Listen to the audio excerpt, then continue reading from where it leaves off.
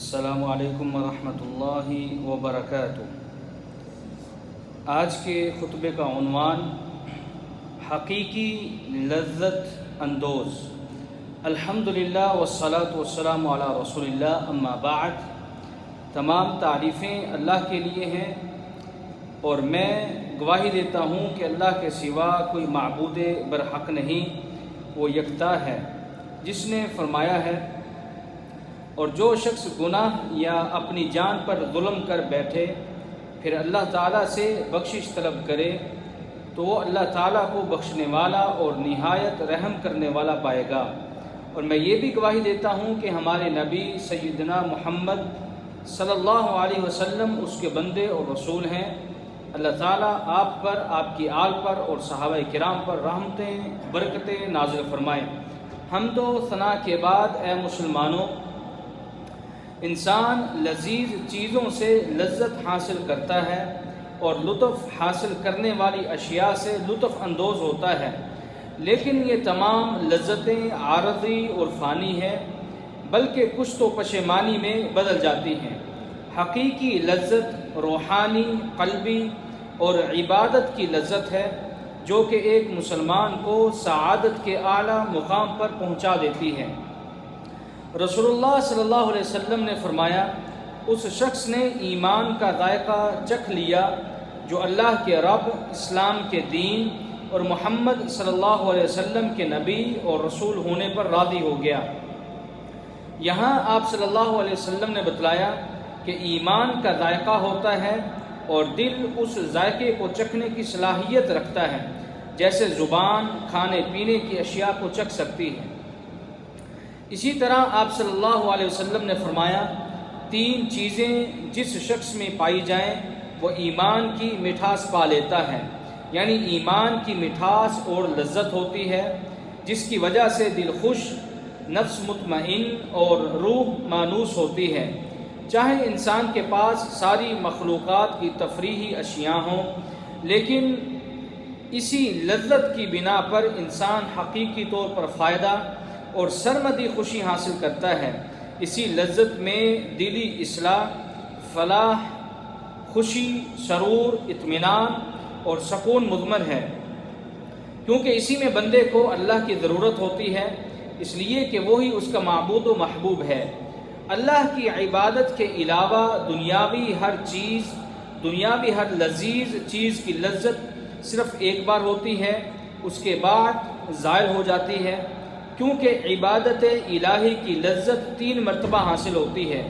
عبادت کے دوران، بعد میں جب آپ کو اپنی عبادت یاد آئے، اور جس وقت آپ کو اس کا ثواب دیا جائے گا۔ جس وقت دل عبادت الہی اور اخلاص کا مزہ چکھ لے تو دل کو کسی بھی چیز کی مٹھاس اور لذت اچھی ہی نہیں لگتی۔ حب الہی اور محبوب الہی اشیاء کے ذریعے قرب الہی حاصل کرنے پر دلوں کو کامل لذت اور لامتناہی خوشی حاصل ہوتی ہے۔ سلف صالحین میں سے کسی نے عبادت، اطاعت اور مناجات الہی سے پرسرور ہو کر کہا کہ میری ایسی کیفیت تھی کہ جس کے متعلق میں کہتا ہوں، اگر جنت والے بھی اسی کیفیت میں ہوں تو بلا شبہ وہ اچھی زندگی میں ہوں گے۔ اور کسی نے ایمان کی وجہ سے دلی سرور اور خوشی بیان کرتے ہوئے کہا، دل پر کچھ ایسے لمحات بھی گزرتے ہیں جن میں دل جھوم اٹھتا ہے، اور دنیا میں نعمت ایمان و معرفت جیسی اخروی کوئی نعمت نہیں ہے۔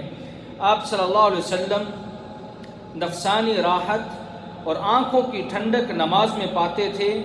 آپ صلی اللہ علیہ وسلم نے فرمایا، میری آنکھوں کی ٹھنڈک نماز میں رکھی گئی ہے۔ قیام اللیل کی بھی ایک لذت ہے جس کی مٹھاس رات کو قیام کرنے والے لوگ بیان کرتے ہیں۔ چنانچہ نیک لوگوں میں سے کسی نے کہا، رات کے آنے پر میں بہت خوش ہوتا ہوں، کیونکہ میری روح رات کو محبوب سے مناجات اور محبوب کے سامنے عاجزی و انکساری کے ساتھ لذت حاصل کرتی ہے، اور آنکھیں ٹھنڈک حاصل کرتی ہیں، اور فجر طلوع ہونے پر غمگین ہو جاتا ہوں، کیونکہ دن کے وقت اس سے دور ہو جاتا ہوں۔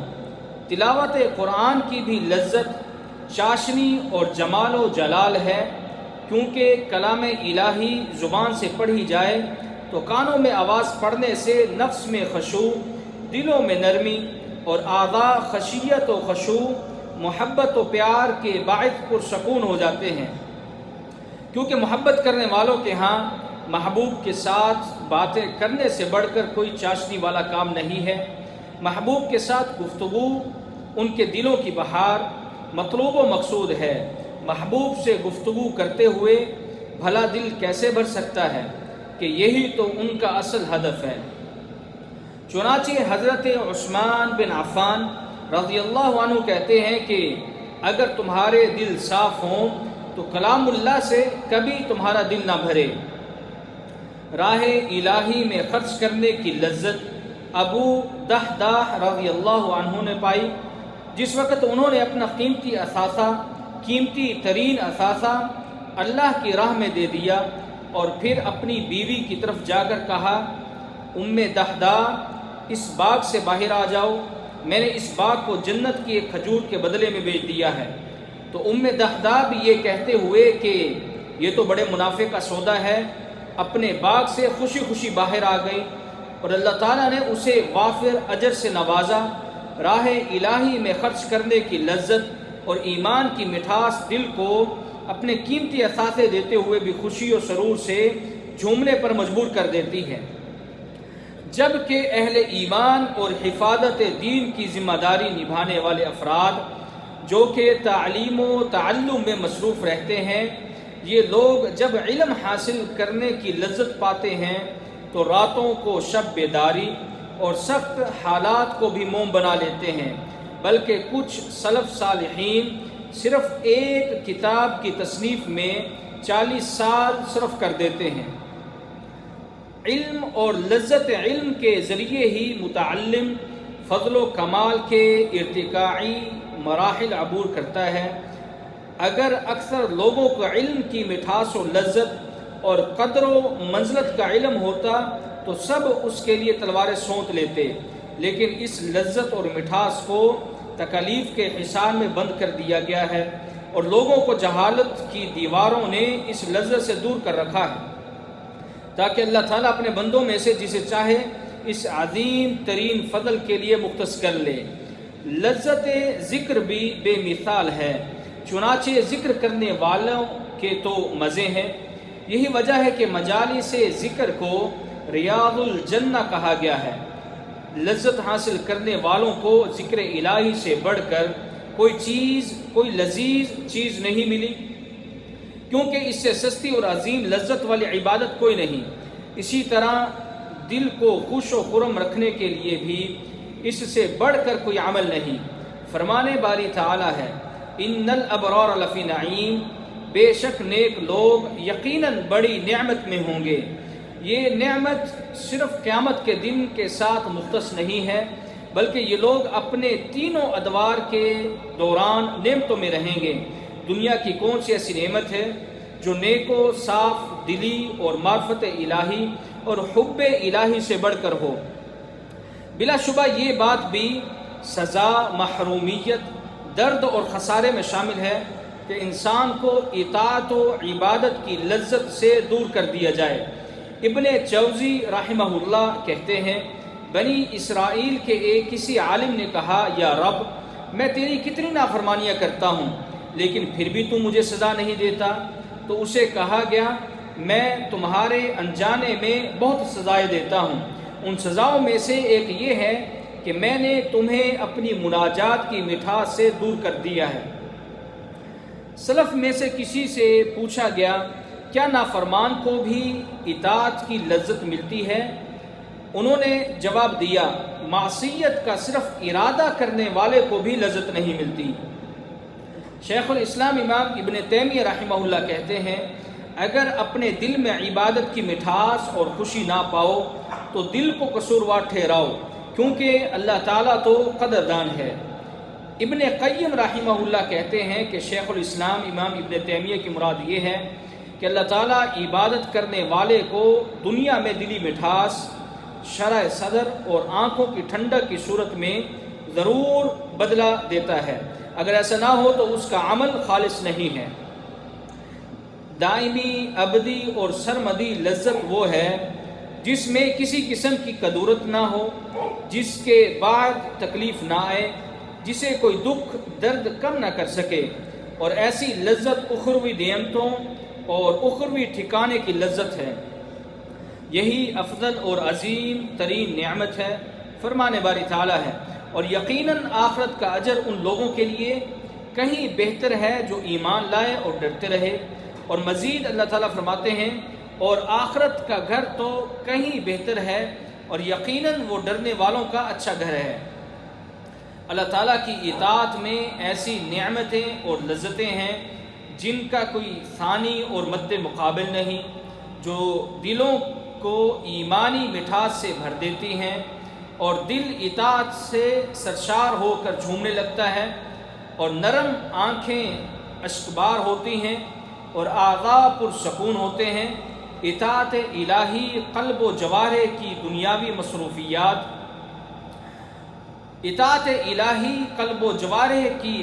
مصروفیات اور زندگی کے لیے دوڑ دھوپ کی جانب سے چھینی گئی صحت واپس لوٹا دیتی ہیں اور نفس کی ہر قسم کی آلائش و برائیوں سے صفائی کر دیتی ہے۔ جب نبی اکرم صلی اللہ علیہ وسلم نے وصال سے روکا تو آپ سے کہا گیا آپ تو وصال کرتے ہیں، یعنی مسلسل روزہ رکھنا۔ آپ صلی اللہ علیہ وسلم نے فرمایا میں تم میں سے میرے جیسا کون ہے، تم میں سے میرے جیسا کون ہے، مجھے رات کے وقت میرا رب کھلاتا اور پلاتا ہے۔ علامہ ابن قیم رحمہ اللہ کہتے ہیں اس سے مراد غذا ہے جو اللہ تعالیٰ آپ کو معرفت کے ذریعے دیتا ہے، مناجات الہی کی لذت کے باعث جو دل پر فیضان کی صورت میں ہوتی ہیں، قرب الہی کی وجہ سے جو آنکھوں کو ٹھنڈک کی شکل ملتی ہے، نعمت حب الہی، اللہ کی جانب دلی جھکاؤ، اور ان تمام اشیاء کے نتیجے میں پیدا ہونے والی کیفیت جو حقیقت میں دلوں کی غذا ہے، جو روحانی نعمت، آنکھوں کی ٹھنڈک، نفسانی، روحانی اور قلبی خوشی کے انداز میں ملتی ہے، جو کہ عام غذاؤں کے مقابلے میں زیادہ مفید اور اچھی ہے۔ بسا اوقات اس روحانی غذا کی وجہ سے جسم کو مدتوں تک جسمانی غذا کی ضرورت نہیں رہتی۔ اللہ تعالیٰ میرے لیے اور آپ سب کے لیے قرآن کریم کو خیر و برکت والا بنائے، مجھے اور آپ سب کو اس سے مستفید ہونے کی توفیق عطا فرمائے۔ وآخر دعوانا ان الحمد للہ رب العالمین۔